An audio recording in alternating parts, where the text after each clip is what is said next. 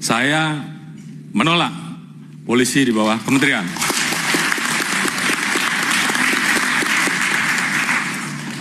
Dan kalaupun saya yang menjadi Menteri Kepolisian, saya lebih baik menjadi petani saja.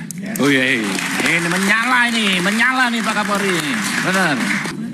Saya anggap meletakkan Polri di bawah kementerian sama saja melemahkan institusi Polri, melemahkan negara dan melemahkan presiden. Oleh karena itu, apabila ada pilihan, apakah polisi tetap berada di bawah presiden atau polisi tetap di bawah presiden namun ada Menteri Kepolisian, Kapolri tetap memimpin, saya memilih Kapolri saja yang dicopot. Saya kira itu sebagai bentuk sikap tegas. Dan saya minta seluruh jajaran laksanakan ini. Perjuangkan sampai titik darah penghabisan. Terima kasih. Luar biasa.